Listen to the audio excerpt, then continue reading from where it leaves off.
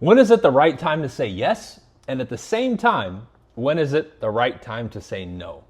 This is something that a lot of people struggle with, right? And you guys can tell me, you can leave a comment, glasses or no glasses, right? I know sometimes there's glare. I'll take them off, right? Because I know people prefer the eye contact, but you let me know. When to say yes, when to say. Today, I'm going to focus more on when to say no, because what I notice is a lot of people fall to either side of the extreme, and maybe I'll make a video later on the yes side, when to say yes to things, right? But today we're going to focus on when to say no. And a lot of people, I've noticed, find it difficult to say no at the right time. And I'm going to reference specific things in personal life and in business. So let's start with this.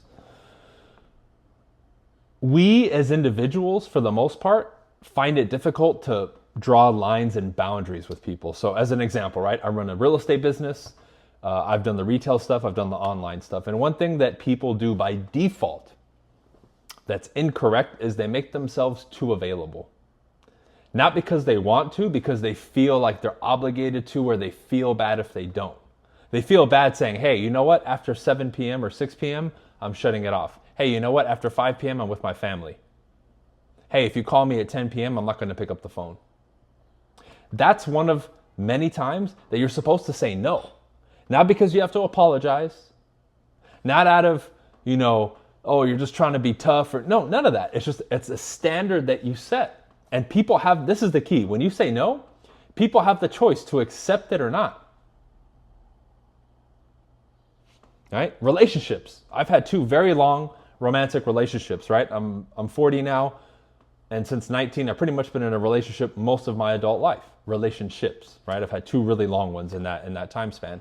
And I set clear boundaries with them, right? Hey, if we're to stay together, this is expected of you, right? You're not going to fucking go out and get drunk and do your own thing, like that was a rule that I set. Now, from the get-go, the girl or these girls in this instance could have said, you know what, I don't accept that. Then I would have been like, great, then let's not be in a relationship, no problem.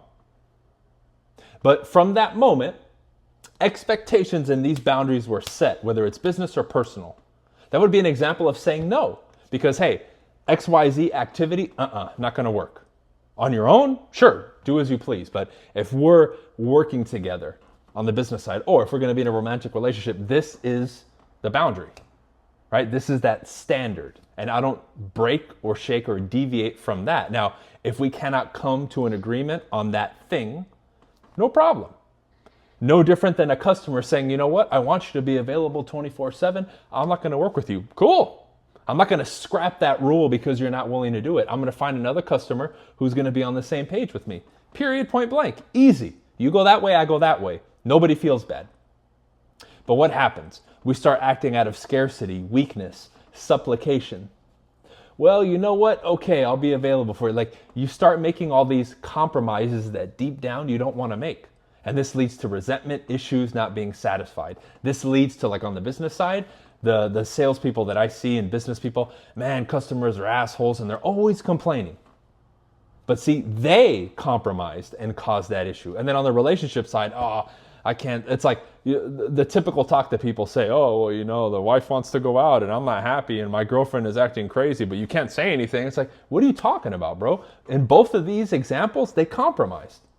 They failed to vocalize their boundary or standard, whichever one you want to say, right? Whichever word you prefer, and then stand on it. It's not that hard, right? Now I get it because society pressures us, social obligation, and all these things creep in, but this is where we face an interesting dichotomy as individuals, right? You have society's expectations and what they want and our constant seeking of approval and acceptance. But then at the same time, you have the governing body internally of how you want to live your life and your standards, your beliefs, your philosophies, and your code, if we're going to name it that, right? And these are constantly, for most people, like clashing. Now, the more elevated individuals who have more emotional intelligence, are living in a position of being more in the cause point, are more satisfied with life, feel as if they have a sense of control, have more peace and tranquility, they're more on this side, right? They're more guided by their own internal beliefs and code. The ones who are a lot more like a puppet typically are more on the emotional side, generally speaking, or more erratic, not as satisfied with life. They're the people who fall into that that spectrum of I'm going to go based off what's cool, trendy, societal obligations. Because this gets shoved into that category. All these things that I talk about on this channel, for the most part, that are very intellectual, seep into this side.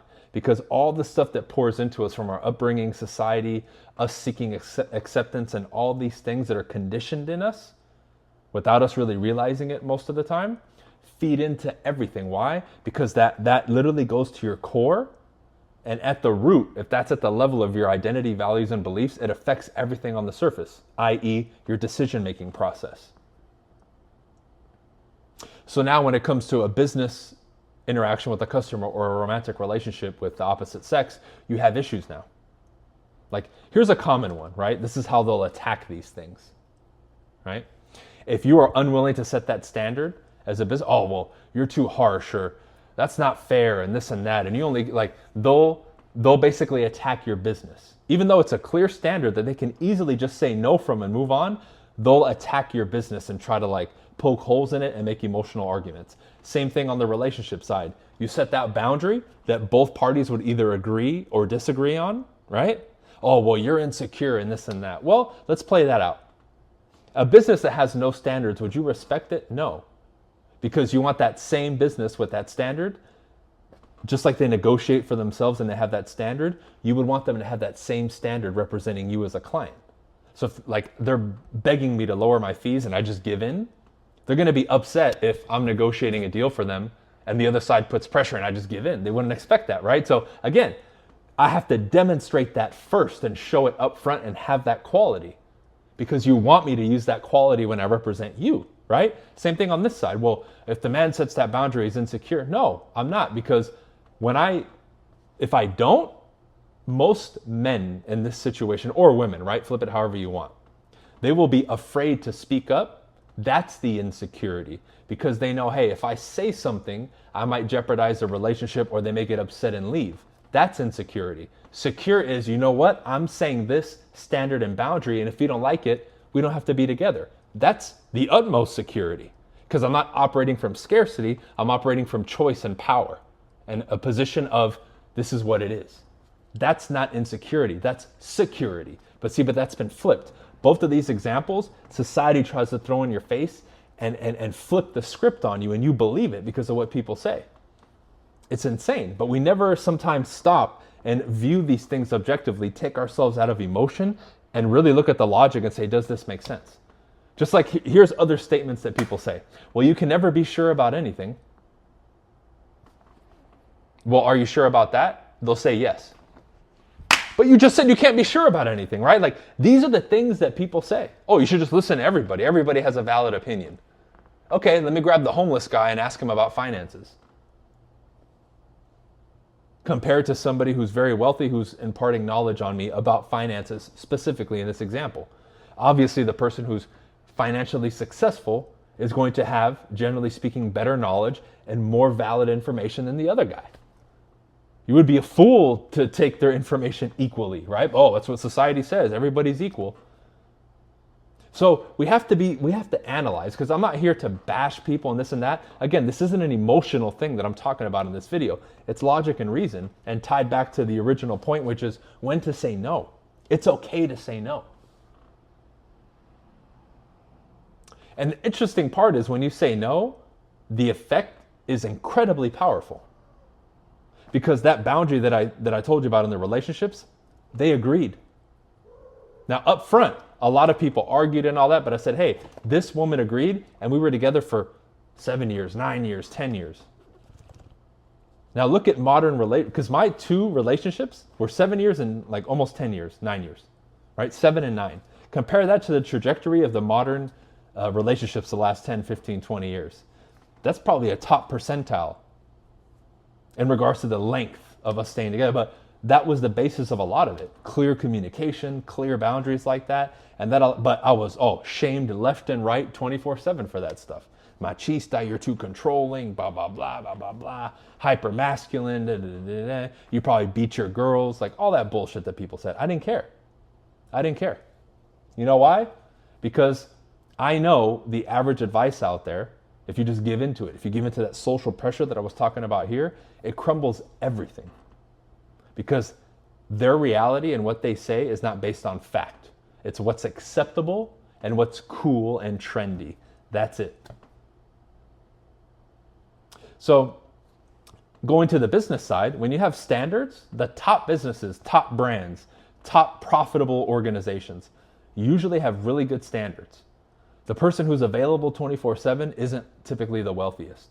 You call a lawyer, a doctor, anybody who, again, is worth the money and has a prestigious title and all that. You have to call the office, set up an appointment. They're not going to drop everything to talk to you. Now, when you come in, they have a professional process and they treat you and give you great customer service, as they should, being that top-ranked professional. But they have systems and processes and standards, right? Standard operating procedure, SOP, which, by the way, if you follow me and you're in real estate, you better freaking have that for your business. That's one of the first things I teach my students. Hand me your SOP so I can see how you run your business. They have that too, and they run it efficiently and at the highest level. But that's why you go to them and why you pay them a premium and why they're respected and why they're prestigious. Because they have a standard that they follow and they don't break it for anybody. And if you don't fit their criteria and you don't qualify to work with them, they let you go. They don't start bending over backwards and compromising to earn your business. They say, you know what, we're not a good fit, you can go somewhere else. You have to have the standard. Just like many times as a business person, I've walked away from somebody who's not willing to pay the commission. Not a problem. Good luck. I can refer you to other people. Enjoy. I'll find someone else. It's not a problem. You're not the last customer. I'm not the last salesperson. We can find other people. But you hold the standard. I don't just compromise because, well, I need a deal. No, that's not a strong business person. We lose respect for that. We don't value that. Because in a world where everybody crumbles, everybody offers a discount, and everybody supplicates, the cream has to rise to the top. Because again, remember what I said earlier, it's so important.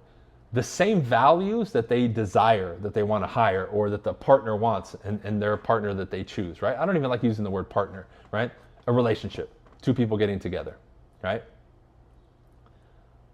Those same things that they'll pressure you for or expect through bullying or social obligation or trying to make you feel bad that they would want you to do, that very thing that you would do, they don't respect. So by holding the line in both of these examples, you do subliminally and subconsciously gain their respect. Although on the surface there may be emotion and backlash and friction.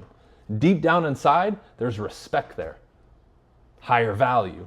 They put you in a different category. Why? Because you're not bending and breaking and giving in like everybody else. I get messages to this day in both categories. Ex-girlfriends or other women from the past or potential customers. Customers saying, man, you were the only one ever that really, held the line when it came to their commission. You're the only one who walked out, right? Like all that stuff.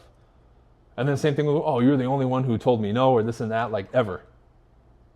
Meaning a year later, 5 years later, 10 years later, some of them I've done business with, right?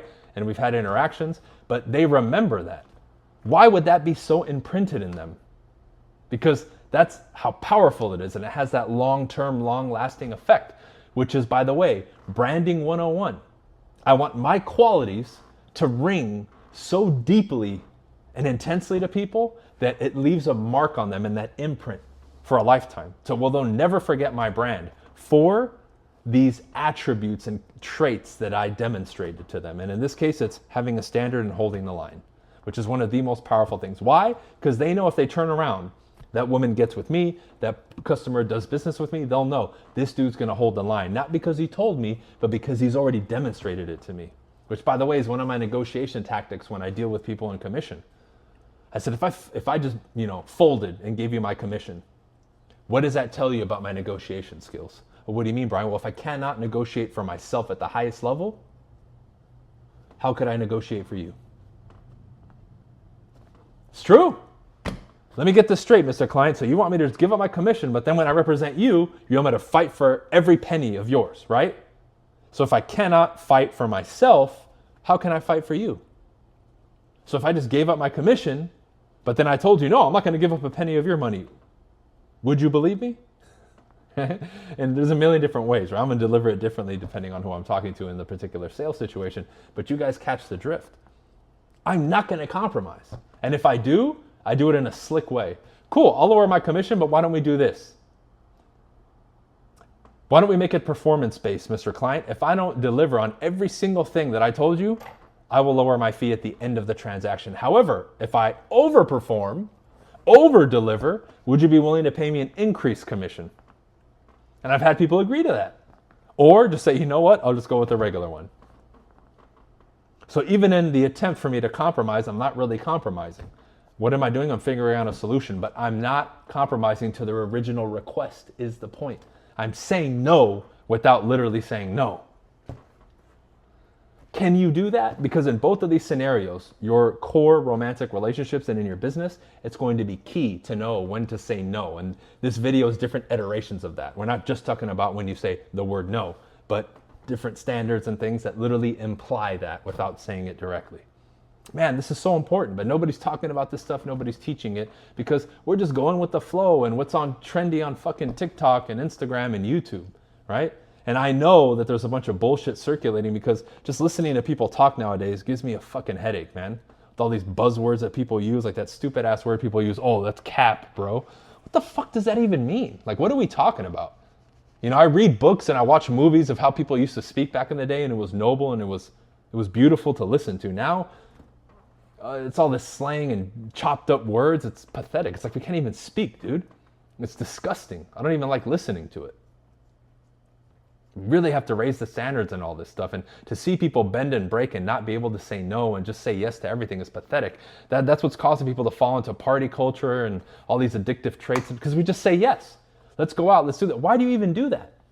Because a lot of people that like, let's follow this for a second as I wrap up this video. A lot of people that go out and do all that and post on their phones, they're on their phones. They're not even socializing. They have to consume alcohol and drugs to even socialize with people. It is just a bunch of degenerates getting together, most of them. Addiction, lack of social skills, escaping their reality, right? Like think about that. People love going out on the weekends and doing all this stuff and getting lost in social media because they hate their lives so much and they're so unsatisfied. They literally will tell you, same thing with vacations, I have to escape my reality. How do you know? They come back, oh, back to reality. Why don't you create a reality that you love and enjoy every single moment? That way you don't have to escape. And for many people, that means saying no to a lot of things. Say no to sleeping in. Say no to eating like crap. Say no to being undisciplined. Say no to giving into peer pressure or feeling like you need to abide by all these social obligations. Just start saying no. Say no to the old friends that lead you down the wrong road. Say no to wasting your time and money on things. Say no to staying up late being on your device. And then say yes to the right things. Reading books, training, getting better, developing your communication skills. So you really got to learn to say no. And sometimes it's not comfortable. Sometimes you'll even be shamed for saying no, but say no. Say no more often, and then come back to this video when you need another moment of inspiration or whatever it is. For now, if this is the only outlet or resource that you have for these things, right? I would encourage you to take advantage of some of the stuff I have in the description. As of late, I've made things a lot easier for people. I offer a bunch of training. I offer free trials to my training. I offer free things that I give away if you just get on my email list. So there's a ton of resources you can get by barely clicking, lifting a finger, and not even investing a penny yet. But I would sincerely hope that many of you do what you got to do to get around the right people.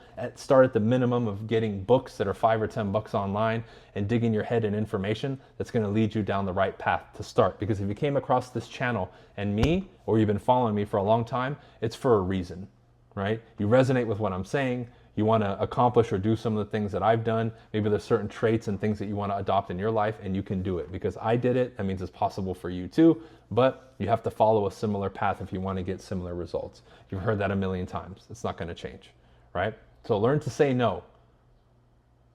Learn to say no. Learn to set standards and draw the line with people. The more you begin to do that, not only are they going to unconsciously respect you, life is going to change. People are going to respond to you differently. Your environment's going to respond to you differently. You're going to move differently. And guess what? You're going to live a better life and a different life, which is the main reason that you probably clicked on this video or that you follow me or follow this type of information is you're looking for something different, AKA something better.